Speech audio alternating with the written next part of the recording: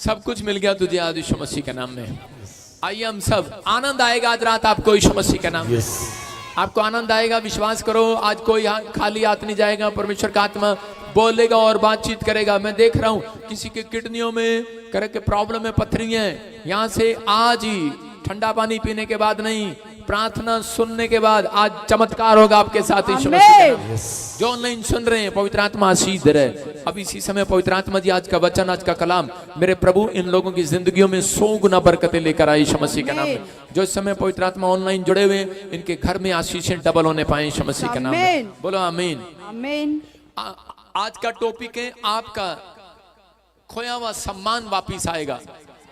कौन सा खोया हुआ सम्मान? आज का टॉपिक है, आप लिख लो अपनी डायरी में कि आज इस बात को लिख लो, इस भविष्यवाणी को लिख लो कि आपका खोया हुआ सम्मान वापिस आएगा।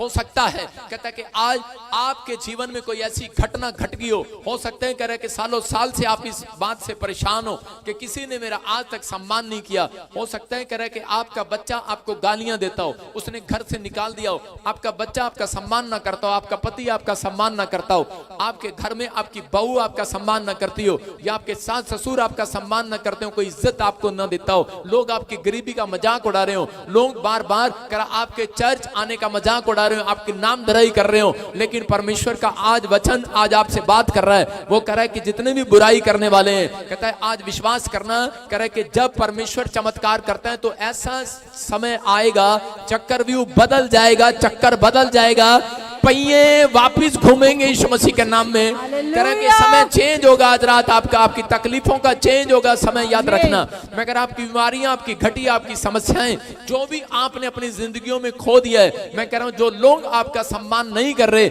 आज रात के बाद मैं कह रहा हूं कि वो वेलकम करेंगे, खड़े होकर सलूट मारेंगे, चर्च सलूट मारेंगे आज के बाद यीशु मसीह के नाम में। क्या आप चाहते हैं कि परमेश्वर ऐसा करें आपके लिए? जो लोग चाहते हैं परमेश्वर ऐसा आपके लिए करें, तो पौलुस बोलता है उन लोगों के लिए, कहता है कि ये जब होगा, बाइबल में पौलुस ने बताया, कहता है कि ये जब होगा जब एक घर में से एक एक व्यक्ति भी कहता है प्रार्थना करने वाला हो जाएगा। कह रहे कि जब एक एक व्यक्ति भी प्रार्थना करने वाला, घुटने टेकने वाला हो जाएगा, परमेश्वर कह रहा आपके घर में, कह रहा कि वो खोया हुआ सम्मान वापिस लाएगा परमेश्वर। कह रहा कि आपकी नाम दराई को दूर करेगा परमेश्वर। लेकिन जो लोग प्रार्थना नहीं करते, जो ईमानदार नहीं रहते परमेश्वर के साथ प्रार्थना करने में, परमेश्वर नहीं आएंगे नीचे, आपको कहेंगे उठ प्रार्थना कर। परमेश्वर कई बार आपको मैसेज देते हैं अलग अलग तरीके से, लेकिन बहुत सारे लोग उठते नहीं है। लेकिन पवित्र आत्मा अपने लोगों से बात कर रहे हैं। अय्यूब की किताब कह रहे हम जब पढ़ते हैं तो बाइबल बताती है कि जब अय्यूब अपनी नाम धराई के अंदर, हम देखते हैं 42 अध्याय और उसके 2 में जाएंगे हम। अय्यूब का कुछ सब कुछ चला गया, लेकिन उसने दुआ बंद नहीं की। अय्यूब की पत्नी उसका सम्मान करना छोड़ गई, उसकी बुराई करने लगी, उसके बारे में बुरा भला कहने लगी, उसके पति के उसके अपने पति के सामने परमेश्वर की निंदा करने लगी। छोड़ दे ऐसे परमेश्वर को। लेकिन अय्यूब ने करे उसका बिजनेस बंद हो गया, लेकिन उसने प्रार्थना बंद नहीं की। उसकी पत्नी करे घर छोड़कर चली गई, लेकिन अय्यूब ने प्रार्थना बंद नहीं की। अय्यूब के बच्चे मर गए, लेकिन उसने प्रार्थना करना बंद नहीं किया। अय्यूब का सब कुछ चला गया, लेकिन वो परमेश्वर के साथ खड़ा रहा, और उसी समय वो मेहनती रहा, ईमानदार रहा, वफादार रहा, और परमेश्वर ने उसकी जिंदगी में चमत्कार किया।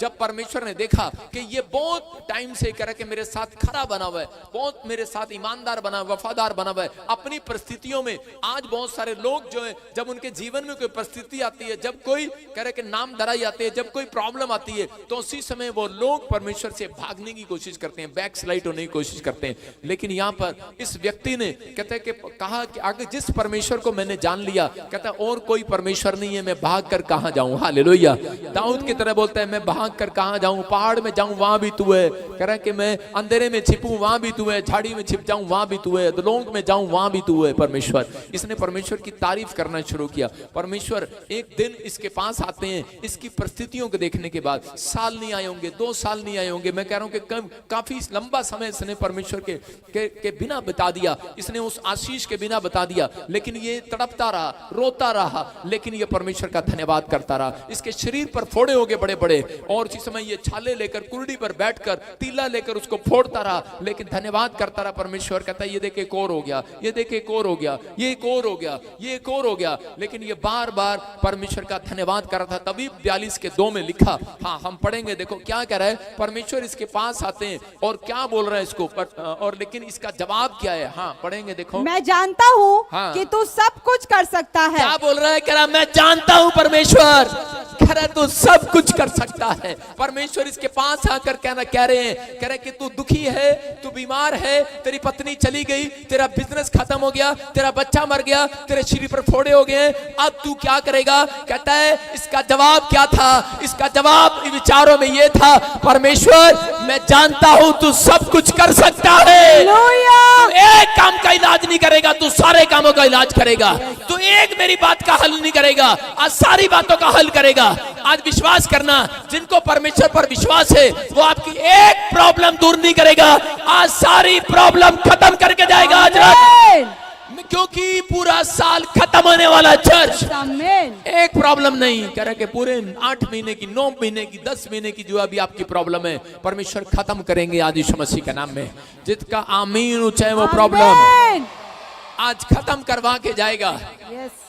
और फिर आगे क्या लिखा, मैं जानता हूँ कि तू सब कुछ कर सकता है, हाँ। और तेरी युक्तियों में से कोई रुक नहीं सकती। कह रहे हैं कि जो तेरी योजनाएं हैं वो रुक नहीं सकती, जो तूने मेरे लिए प्लान किया है, जो तूने मेरे लिए भविष्यवाणी किया है, कहता मैं जानता हूँ वो रुक नहीं सकती है। हालेलुया। इसने क्या कहा, कहता परमेश्वर तूने मेरे को बीमार इसलिए रखा, इसके कहने का मकसद था तू मुझे यहाँ लेकर आया, वो इसलिए लेकर आया है कि ताकि मैं जान लूं परमेश्वर तेरी बड़ी योजना को। ये याद रखना, एक व्यक्ति के जीवन में जब कोई समस्या आती है तो परमेश्वर ने उसके जीवन में कोई प्लान फिट किया होता है पहले से। वो देख रहे होते हैं कि अगर ये समस्या में टिकेगा कि भागेगा, ये समस्या में रुकेगा कि जाएगा, इसकी आंखों में प्रॉब्लम हो गया है, इसके कानों में प्रॉब्लम हो गया है, क्या ये मुझे छोड़ देगा या बना रहेगा। जो कहेगा परमेश्वर मैं जानता हूं तेरा कोई प्लान है मेरी जिंदगी से बहुत बड़ा, उसी समय परमेश्वर उसके लिए एक योजना जो उसने बनाई है वो उसको पूरा करेंगे। और एक नहीं, अय्यूब ने कहा कि मैं जानता हूं परमेश्वर तू मेरे लिए एक काम नहीं सब कुछ करेगा, सब कुछ। मेरे घर के पूरे 7 मेंबर हैं तो सबको बदल डालेगा आज रात यीशु के नाम में। करा उनकी आंखें खोलेगा आज यीशु मसीह के नाम में। जो मेरे नाम का विरोध करते हैं, जो तेरे नाम का विरोध करते हैं, जो तुझसे करा पंगा लेते हैं परमेश्वर, उसने कहा कह रहा कि विश्वास करना आज रात कहता कि मैं कुछ नहीं बहुत कुछ करने वाला हूँ यीशु मसीह के नाम में। आज रात से बहुत कुछ होने वाला। अपने पड़ोसी को बोलो बहुत कुछ होने वाला है, बहुत कुछ होने वाला। इसी के 14 को जब हम पढ़ते, जब अय्यूब ने हिम्मत से परमेश्वर के सामने कहा मैं जानता हूं आप बहुत कुछ कर सकते हैं। जब आपकी परिस्थितियां, जब आप गरीबी की हालत में जाते हैं, जब आप दुखी होते हैं, बीमार होते हैं, बांझपन होते हैं, आपके गांव में 1 रुपया नहीं होता आपके पास, आपके ऊपर कर्जा आ रहा होता, आपके प्लान सक्सेसफुल नहीं होते, फेल हो जाते हैं, तो उस समय आप परमेश्वर से पूछ रहे होते हैं परमेश्वर अब क्या होगा, अब कब करेंगे, आपके क्वेश्चन होते हैं। लेकिन यहाँ पर अय्यूब क्या कह रहा है, अय्यूब परमेश्वर को कह रहा है परमेश्वर आप सब कुछ कर सकते हैं। हालेलुया। परमेश्वर उन व्यक्तियों के लिए करते हैं जिनकी बातों में विश्वास लगे। अगर आपकी बातों में विश्वास लगा, मैं अगर अपने बच्चों को कहूं क्या बेटे आप मेरे से प्यार करते हो, उसको मेरी बातों में विश्वास नहीं लगेगा। अगर मेरी बेटी आकर कहे क्या पापा आप मुझे आज मच्छी खिला सकते हैं, मैं नहीं खिलाऊंगा उसको। मैं क्यों खिलाऊंगा? मेरी एक बेटी आती है बड़ी और वो कहती है पापा क्या आप हमें चिकन खिलाएंगे आज, मैं कहूंगा बेटे नहीं खिला सकता। लेकिन एक मेरी बेटी आती है और बोलती है पापा मुझे पता है आप मेरे लिए आज बर्गर लेकर आएंगे। हालेलुया। मैं उसके लिए बर्गर लेकर आऊंगा यीशु मसीह के नाम में। अय्यूब ने भी ऐसा ही कहा। अय्यूब ने कहा मैं जानता हूं आप मेरे लिए सब कुछ कर सकते हैं, सब कुछ। आमीन। समझ में आया कि नहीं? प्रार्थना करने के बाद आपके अंदर ये विश्वास वाली बात होनी चाहिए। जब मैंने प्रार्थना किया और प्रार्थना करने के बाद मैं कहता हूं परमेश्वर मुझे पता है आप मेरे को कार देने के लिए जा रहे हैं, मुझे पता है परमेश्वर अब आप मेरे को जो मैंने मांगा मिल गया है। परमेश्वर अब जो मैंने मांगा कि अब तो मुझे इस साल में नहीं इसी साल में महीने में आप मुझे हेलीकॉप्टर देने जा रहे हैं, देने जा रहे हैं, तो अब वो मुझे दे सकते हैं कि नहीं। लेकिन आपके वचनों के अनुसार, आपकी बातों के अनुसार परमेश्वर करते हैं। आप जब विश्वास में कमजोर हो जाते हैं, परमेश्वर नहीं करते। मैं कह रहा हूं कि जो अगर आप विश्वास में बने रहेंगे, पवित्र आत्मा आज रात आपकी जिंदगियों में काम करेगा यीशु मसीह के नाम में। वो आदर देना चाहते हैं और लेना भी चाहते हैं। अगर आप अपने माँ बाप का आदर नहीं करते तो वो आपको 2 रुपया क्या, कुछ भी, एक फूटी कोड़ी भी आपके नाम नहीं करके जाएंगे। क्या आप चाहते हैं आपके माँ बाप आपका सम्मान करें, आपके बच्चे आपका सम्मान करें? तो आपको पहले परमेश्वर की आज्ञाओं का सम्मान करना पड़ेगा, उसकी प्रोफेसी का सम्मान करना पड़ेगा, उसकी बातों पर विश्वास करना, एक सम्मान करना है। जब आप सम्मान करते हैं तो परमेश्वर ऐसे व्यक्तियों को आशीष दिलाता। अय्यूब ने इस बात पर सम्मान कर लिया, कहता बात पर विश्वास कर लिया कि परमेश्वर जो दुख तूने दिया है इसका मतलब कोई प्लान है मेरी जिंदगी में। और उसने कहा परमेश्वर मुझे सुख देने वाले हैं, मैं देख रहा हूं सुख को। उसको दिख नहीं रहा था लेकिन उसने कहा मैं देख रहा हूं सुख को, आ रहा है वो, आ रहा है वो, आ रहा है। उसकी पत्नी कह रही कार है, कार है, कार है। अब तो बच्चे भी चले गए, अब तो बिजनेस भी चला गया, अब तो सब कुछ बंद हो गया। लेकिन उसने कहा कि परमेश्वर मैं जानता हूं कि आपने मेरे लिए कोई बड़ा प्लान फिट कर लिया है। आमीन। और देखो 14 में क्या प्लान फिट किया परमेश्वर ने। हाँ पढ़ेंगे इसी में। उसके 7 बेटे हाँ और उसकी 3 बेटियां उत्पन्न हुई। इनमें से उसने जेठी बेटी का नाम नहीं, सॉरी इसके 12 को जब हम पढ़ते हैं तो लिखा यहोवा ने अय्यूब के बाद के दिनों में उसके पहले के दिनों से अधिक आशीष दे दिया। Hallelujah, hallelujah. इसके 12 में लिखा परमेश्वर ने कहा, कह रहे कि परमेश्वर ने उसके पहले के दिनों से ज्यादा, बाद के दिनों से ज्यादा, पहले के दिनों से ज्यादा अब के दिनों में आशीष दे दिया है। हालेलुया। कह रहे कि जो आशीष पहले नहीं मिली उससे डबल आशीष मिली। याद रखना, कहता कि अगर आपके जीवन में, कहता कि आपने 6 महीने दुख में बिताए तो परमेश्वर का आत्मा कहता है आपने आदर किया परमेश्वर का, आपने सम्मान किया, फिर भी चर्चाएं हैं, फिर भी प्रभु पर भरोसा रख रहे हैं, प्रार्थना कर रहे हैं। परमेश्वर आपको पिछले 6 महीनों से बढ़कर आशीष देने वाला आज रात, बढ़ाने वाला आज रात।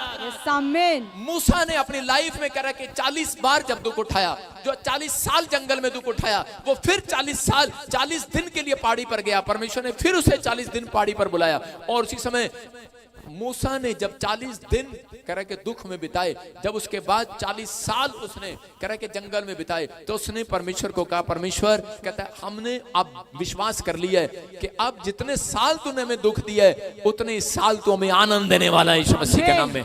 उसकी प्रार्थना थी मूसा की कि परमेश्वर 40 साल, कहता है कि परमेश्वर अगर तूने मुझे दुख दिया है तो पवित्र आत्मा 40 साल भी तू मुझे आनंद देगा। याद रखना कि अगर आप 1 दिन का दुख चाहते हैं तो परमेश्वर आपको 1 दिन का देंगे। अगर आप 2 दिन का चाहते हैं तो आपको 2 दिन का देंगे। मैं कह रहा हूं कि अगर आप चाहते हैं कि आप परिस्थितियों में से कभी बाहर ना आए तो आप परमेश्वर को रोज कहते रहेंगे, परमेश्वर आपने ये क्या कर दिया, आपने क्यों कर दिया, मेरे जीवन में ऐसा क्यों है, मेरे जीवन मेरा पति क्यों नहीं ठीक होता, मेरे बच्चे क्यों नहीं ठीक होते। तो मैं कह रहा हूं वो आपकी परिस्थितियां जो हैं, बहुत सारे लोगों की परिस्थितियां वो 5 साल 10 साल 50 साल लग जाते हैं उनको, वो परिस्थितियां ठीक नहीं होती, वो हालात बदलते नहीं है। लेकिन जो लोग परमेश्वर को ऐसा कहना स्टार्ट करते हैं, ये परीक्षा करने का टाइम, मैं कह रहा हूं परीक्षा को बंद करने का टाइम होता है। शैतान उन लोगों की परीक्षा ले सकता है जो लोग कह रहे कि रोज यही बात परमेश्वर के सामने रखते हैं। एक दुख आया, एक तकलीफ आई तो उसी समय वो कहते हैं कि परमेश्वर आपने मेरे जीवन में ये क्यों किया, परमेश्वर मैंने क्या प्रार्थना नहीं किया, मैंने क्या बाइबल नहीं पढ़ा, परमेश्वर मैंने क्या दशवांश नहीं दिया, परमेश्वर इतनी सेवा करने के बाद भी मेरे जीवन में इतना दुख क्यों, परमेश्वर इतना काम करने के बाद भी मेरी लाइफ में दुख क्यों। आप अपना 1 साल और दुख का बढ़ाएंगे, समझ रहे हैं कि नहीं। लेकिन अगर आप उसी समय आपको पता लग गया कि कोई प्रॉब्लम आ गई है, उसी समय अगर हल नहीं निकल रहा, आप गड्ढे में गिर गए, आप बाहर नहीं आ रहे, आप कहें कि परमेश्वर तेरा धन्यवाद हो, मैं विश्वास करता हूं कि तू मेरे सम्मान को अगले साल बढ़ाने के लिए जा रहा है यीशु मसीह के नाम में। तू मुझे अगले महीने मेरा सम्मान खोया हुआ वापस दे रहा है परमेश्वर, मेरी वो चीजें खोई हुई वापस दे रहा है जो मेरा मान सम्मान करा लोग नहीं कर रहे, जो मेरा वेलकम लोग नहीं कर रहे। मैं देख रहा हूं वो स्वर्गदूत आ रहे हैं वेलकम करने के लिए यीशु मसीह के नाम में। बहुत सारी आशीषें आज रात आपके ऊपर उतरने लगेंगी यीशु मसीह के नाम में। क्या आप विश्वास करते हैं? लेकिन लोग ज्यादातर यही निराश रहते हैं। अपने पड़ोसी को बोलो कि तू पहले से ज्यादा आशीष पाएगा, तू पहले के दिनों से ज्यादा आशीष पाएगा। ये याद रखना, पहले के दिनों से ज्यादा आशीष तेरे ऊपर आएगी, बढ़कर आएगी। लेकिन कह रहे कि आप जब ईमानदार होंगे, जब वफादार होंगे, जब आप बने रहेंगे, जब आप स्पिरिचुअल फादर के साथ बने रहेंगे, याद रखना परमेश्वर का आत्मा कह रहा है कि आने वाले समय में मैं तेरा सम्मान बढ़ाऊंगा यीशु मसीह के नाम में। उसने मत्ती 5 के 11-12 में क्या कहा? हाँ देखो मत्ती 5 के 11 में लिखा, कह रहा कि ऐसा समय आएगा कि लोग झूठ बोलकर तुम्हारी निंदा करेंगे, झूठ बोलकर तुम्हारे लिए कह रहे ऐसी बात कहेंगे। देखो क्या लिखा, हाँ पढ़ो, 5 के 11 में लिखा, धन्य हो तुम जब मनुष्य तुम्हारे लिए, धन्य हो तुम जब मनुष्य मेरे कारण तुम्हारी निंदा करे और सताए और झूठ बोल बोलकर तुम्हारे विरोध में सब प्रकार की बुरी बातें कहे। हाँ। तब आनंदित और मगन होना, हाँ। क्योंकि तुम्हारे लिए स्वर्ग में बड़ा फल है, इसलिए कि उन्होंने उन भविष्यद्वक्ताओं को जो तुमसे पहले थे इसी रीति से सताया था। बोलो हालेलुया। हालेलुया। कह रहे हैं कि आज बहुत सारे लोग बोल रहे हैं, कहते जी छत्तीसगढ़ में इतना विरोध क्यों हो रहा है? छत्तीसगढ़ में तो आज आपको वहां होना चाहिए था, आपको वहां होना चाहिए था। समझ रहे हैं कि नहीं? आज वहां विरोध क्यों है? मीटिंग क्यों नहीं होने दे रहे? यूपी में मीटिंग क्यों नहीं होने दे रहे? इतना विरोध क्यों है? मैंने कहा अभी 2 स्टेट नहीं, अभी तो बहुत सारे दुनिया में होने वाला है, प्रॉब्लम होने वाली है, क्योंकि यीशु मसीह विरोध के बाद ही ऊपर से आएगा। याद रखना, आमीन। जब तक विरोध नहीं होगा तब तक परमेश्वर नहीं आएगा। कह रहा बहुत सारे लोगों को नहीं पता ये समय वो चल रहे हैं, कह रहा अंत समय की निशानी है, इसलिए उसने यहाँ पर उन लोगों को समझाया। कह रहा धन्य हो तुम, कह रहा जब मनुष्य मेरे नाम के कारण तुम्हारा विरोध करे। इसका मतलब कह रहा है तुम अपने लिए भली बात, कोई भली बात समझ लेना कि पहले के दिनों से ज्यादा आशीष तुम्हारे घर आने वाली है, पहले से ज्यादा अनॉइंटिंग तुम्हारे ऊपर आने वाली है, पहले से ज्यादा आशीषें डबल होकर आने वाली है।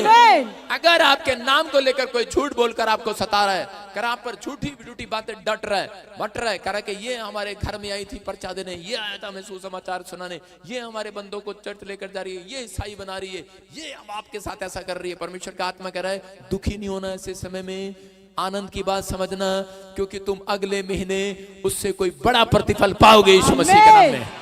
सबको जय मसीह की। मैं जतिन बब्बर और आप देख रहे हैं मसीह परिवार चैनल। जैसे कि आप सब जानते हैं कि मैं इस चैनल पे प्रभु के अलग अलग दासों की वीडियोस डालता हूं, तो अगर आपको हमारा चैनल अच्छा लगता है तो आप इस चैनल को ज़्यादा से ज़्यादा सब्सक्राइब जरूर करें, ताकि आप प्रभु के वचन को सुन सके। वीडियोस को ज़्यादा से ज़्यादा शेयर करें, ताकि जिन लोगों तक वचन नहीं पहुंचा उन तक भी वचन पहुंच सके। सबको जय मसीह की। एक बार मैं आपसे दोबारा कहूँगा कि इस चैनल को सब्सक्राइब जरूर करें और वीडियोस को ज़्यादा से ज़्यादा शेयर करें। जय मसीह की।